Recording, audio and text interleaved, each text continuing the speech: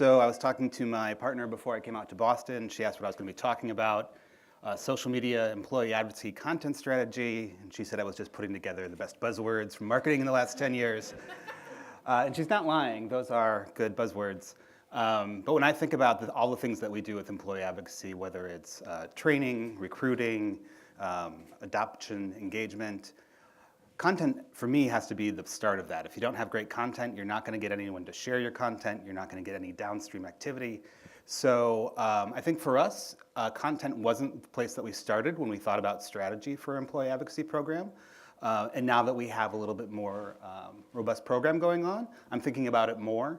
But I think even if you're earlier on in your program, starting with content or thinking about content a lot is going to be time very well spent. So again, I'm at Thomson Reuters. Here's a quick look. We've been doing this for a few years now. A quick look at the employee advocacy program that we have. These are numbers from 2017. We had 300,000 posts that were shared by employees, generating 100,000 engagements of one sort or another. About 90% of those were clicks through, primarily to our content. And then right now we have almost 3,000 employees who are involved in our employee advocacy program officially through GagLamp, which is what we use. That's been growing fairly steadily. It started out small as a social selling program, and we've been expanding over the last 3 or 4 years. And I'm just going to open it up. If anybody does have questions throughout, unless Glenn or Patrick or somebody tells me not to, I'm going to be more than happy to answer any questions as they come up from people, because I want to make sure this is useful to you. So, and also because I'm the first speaker, I think I get to be the first one to mention the Edelman Trust Barometer. Are people familiar generally with the Edelman Trust Barometer? Okay. So I thought that probably this would be in numerous presentations, so I was like, I'm first, I get to talk about it. So the Edelman Trust Barometer is great. It's a worldwide study that's done every year, and it looks at how credible different sources of information are for various audiences. So, we've seen the kind of erosion of trust in institutions, corporations, businesses, leaders over the last couple of years. And one of the things that we've seen, though, is that people, it's down this year, but a person like yourself is the most trustworthy person. So if you go on social media, I mean, I'm sure that you all check Thomson Reuters' Facebook feed every day to see what's going on. Maybe the Reuters one, but probably not Thomson Reuters. And, but no, you look at your friends. You look at people who are in your industry. You come to events like this to talk to people like us and see what's going on. So that is where I think, the most potential is for us. And one difference that's arisen this year in 2018 is we're actually seeing technical experts and academic experts outpacing a person like yourself. It used to be that a person like yourself was more trusted than an expert, which isn't all bad, but not good news for experts. Fortunately, at Thomson Reuters, we do have quite a few experts, so this is all good news for us. The other thing is any of those numbers going down to about 50% is more trusted than messages from a business. So we'll keep on posting on our branded social media channels. We'll use those largely for paid and other things. But as we look at what people are listening to and what people trust, it's other employees, or other people like them, in our case, employees. So I bring this up for a couple of reasons. One is if you're trying to pitch a social media employee advocacy program, there's a great resource here. Take a look at this and tell your executives about it. Secondly, it helps us focus on the audience. So by audience, I don't mean our members who are sharing things, but our prospects, our customers, journalists, whoever that audience for you might be, because when I think about content strategy, that's where I want to start. So these are the countries from which our employee advocacy program regularly gets clicks. A couple countries not on here. Everything in orange is places that we get traffic from through our employee advocacy program on a regular basis. Now, we're a global company, 100 countries for 100 years. But when you think about this, we have, and we've all talked about this morning, or many of us have, language. For the things that we sell, there's jurisdictional differences. We sell different products in different regions. We go by different brands sometimes in different regions. So there's a lot of complexity just in the fact that we are getting clicks, and our audience is really almost everyone. Not everyone in the world, but our audience is scattered throughout the world. So if you don't know much about Thomson Reuters, Reuters News is the most public-facing part of Thomson Reuters. It doesn't make up a very large part of our overall business, though. We keep that, Reuters keeps itself somewhat separate to have journalistic integrity so they can do their thing without being influenced by what we do as a business. The primary part of the professional part of Thomson Reuters, we sell software, technology, data to attorneys, accountants, and financial and risk professionals for the next 3 weeks. Our company's going through a major change right now. And how I came into the company actually wasn't as an attorney. So I was a practicing lawyer for a while and then came into the legal business. And after that pie in the sky dream came through, I got a real job in social media.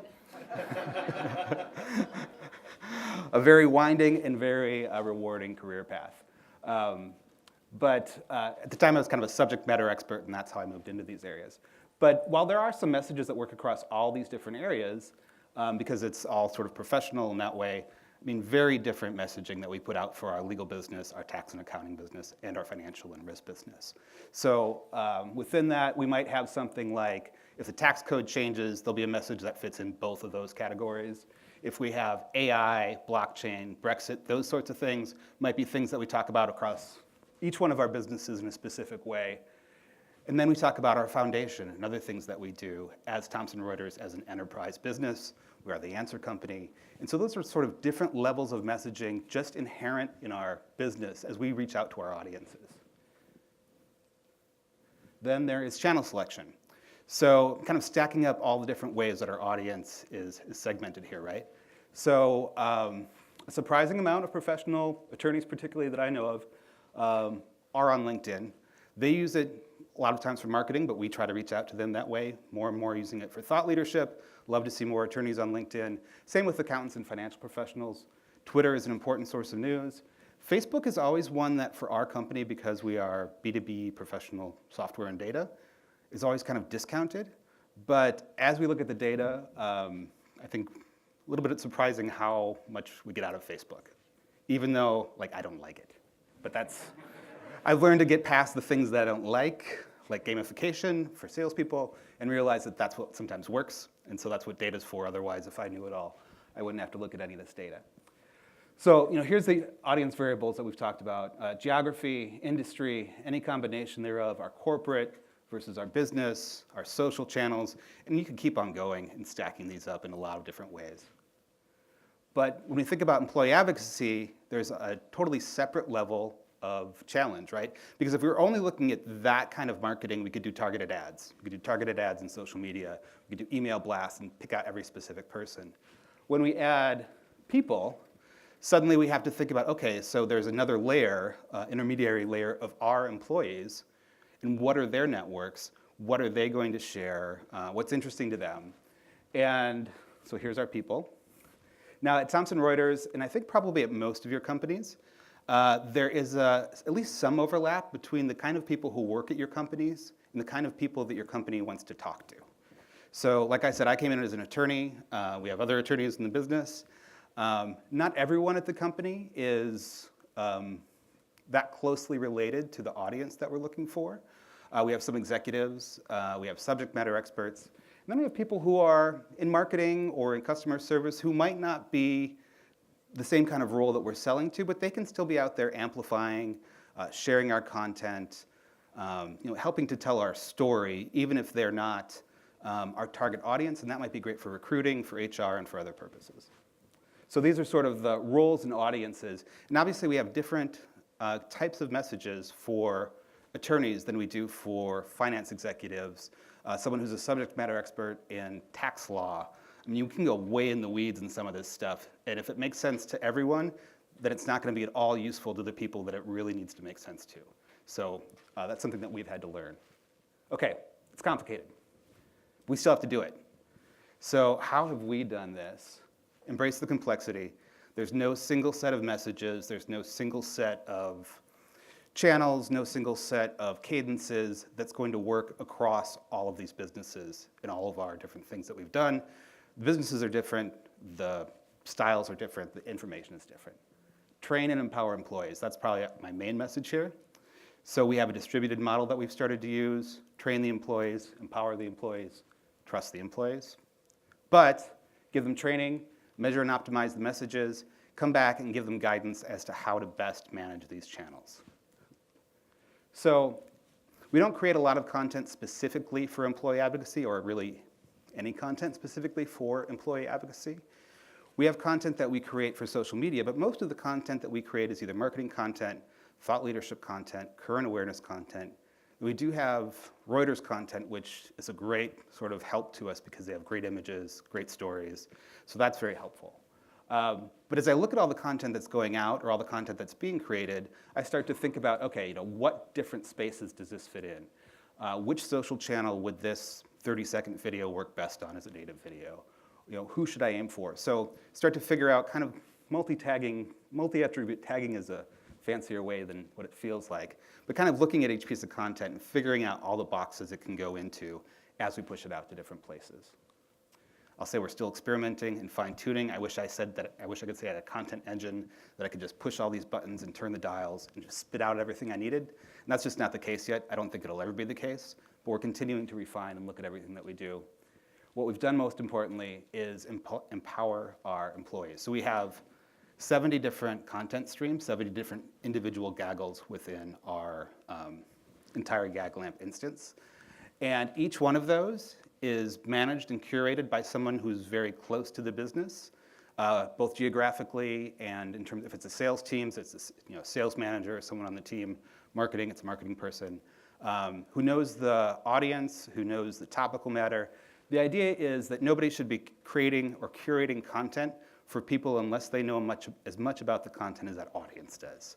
So we don't want to have somebody like me talking about finance and risk to bankers in the UK. That'd be ridiculous. So we put that in the hands of people who are best situated to do it. And very few of them, maybe only a couple, have that as their full-time job.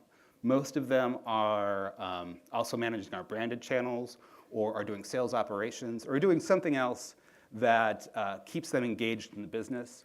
But we have 70 individual people who are managing all those channels. We do social profile workshops and training. So we do LinkedIn profile training, Twitter training. We have social media guidelines. We have all those things in place to help them succeed. But as far as the individual bits of content, whether it's in Portuguese or anything else, that has to come from the people who are closest. And we create that content, make it available, but they're the ones who have to put it together. All right, this is the pie charts part of the, the presentation. So I want to give you an example of the kind of information and data that I pull out in the aggregate as in the enterprise level and give back to our Gaggle managers to help them optimize their programs. So we have the content streams. I help them analyze that. So this first pie on the left is the one that you just saw here, so don't worry about catching it. When we share our activities through GaggleAmp, it's about half Twitter, half LinkedIn, a little bit of Facebook, and like an insignificant amount of Instagram. So those are the activities that our managers are creating. But on the right is what our members are sharing. So you can see that even though they have about the same number of LinkedIn and Twitter activities to choose from, they choose Twitter activities much more often than sharing LinkedIn activities. Now, some of that has to do with the cadence, right? It makes more sense to share Twitter activities more often. But a lot of it is just what our employees feel comfortable sharing. So if I was to look at this, I would say, all right, Gaggle managers, start creating more Twitter activities because that's what the members want to share. If you create an activity that doesn't get shared, it's like a tree falling in the woods, doesn't do anything for you. So as a first take, that's what we look at. Is what are our members sharing? Twitter much more than the others. So this is for every activity shared or every activity created, how many times it's shared on average.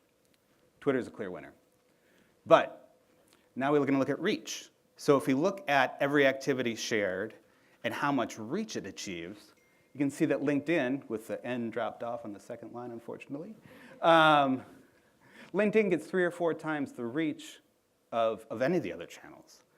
So when I think about, okay, if we want to reach a lot of people, I don't really care how often something is shared by our members. What I really want to do is reach that audience.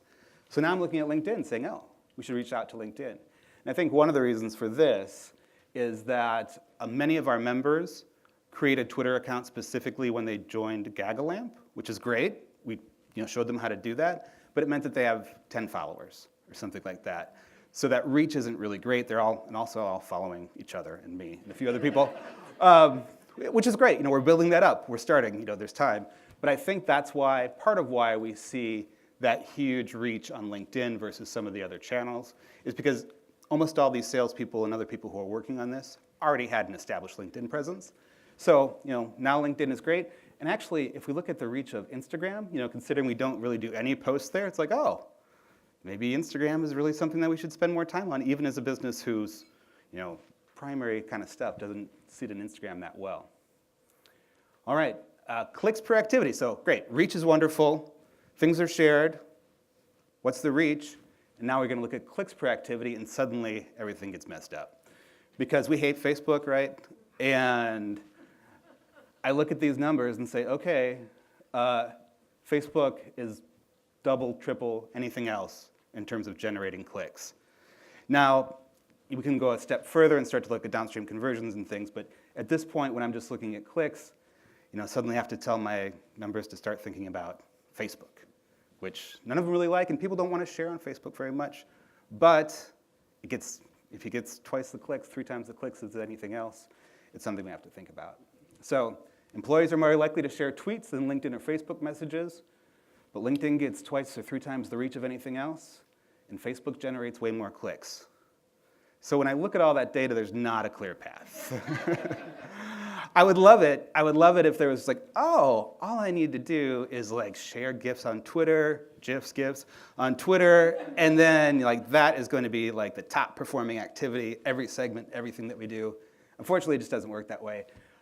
If it did work that way, it wouldn't be strategy. It would just be like target practice. So we have to think about strategy. So how do we use these levers? And again, this might be different for individual Gaggles. I'm looking at everything in the aggregate, but I encourage our Gaggle managers to apply some of these same thoughts to how they look at their specific Gaggle. But here, so Twitter has a highest sharing propensity. So if you have a Gaggle that people aren't sharing very often, increase the Twitter amount of Twitter shares, and then you'll get those people engaged to share more often. LinkedIn has the highest reach, so if we're doing brand building, doing awareness, laying the groundwork for a new product or something coming out, LinkedIn is a place to go. Facebook, demand generation, right? So that's not going to fit for every single Gaggle that we have, but when I look at those things that it can do and realize that each of those channels work differently, the types of messages work differently, that's how I start thinking about our content strategy. And then just one other example to show kind of how we analyze content strategy, internal versus external content. And this is another one that's totally confusing to me. So by internal content, I mean, this is all external, things that we're sharing on social media. Internal content, I'm saying Thomson Reuters content that we have created. External content being third-party content that we've curated and shared. On LinkedIn, our internal content actually, those should be different, I think. Well, I'm saying, because I think on Facebook, our external content gets less, but on LinkedIn, our internal content gets more. So sorry, I flipped those around. Either way, it's something that we look at and how much we share our external third-party content. We don't do a lot of it. One of the ways that we can do that that's really effective is if our leaders are mentioned in the news or if we're quoted someplace. So I use Crimson Hexagon for social listening and flag every time that we have a really nice placement and then share that as external content. And that is really the overview of what we do. Multiple granular content streams, curated by someone very close to the audience who understands the audience and has the subject matter expertise to share content that's going to be useful and valuable. Train and trust our curators, and then provide analytics, oversight, and insight in every way possible. That's it.